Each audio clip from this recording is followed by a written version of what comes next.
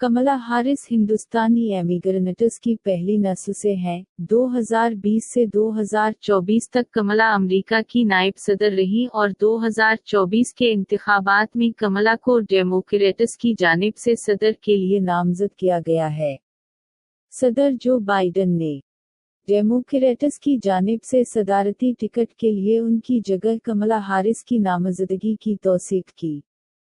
James David Venus एक अमरीकी सियासतदान और रिपब्लिकन पार्टी के रुकन हैं। वो 2024 के अमरीकी सदारती इंतखाबात में नायब सदर के लिए पार्टी के नामजद उम्मीदवार हैं। उषा चिलकुरी वांस ने हाल ही में विनस की बीवी के तौर पर तवज्जो हासिल की है, जो 2024 के सदारती इंतखाबात में साबिक सदर ट्रंप के साथ हिस्सा ले रहे हैं।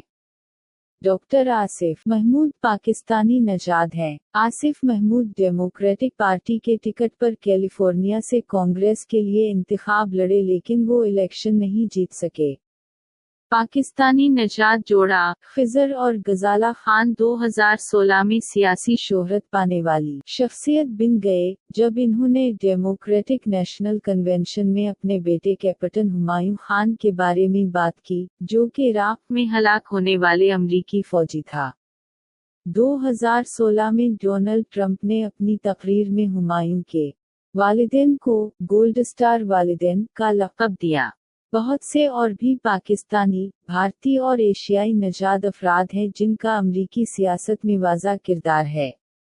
एशियाई अफराद का मुख्तलिफ पार्टियों के जरिए मुख्तलिफ बरादरियों, सकाफतों और मज़ाहिब के इत्तिहाद, वुसअत, हम आहंगी और बेहतर मुस्तक़बिल के लिए मददगार हैं।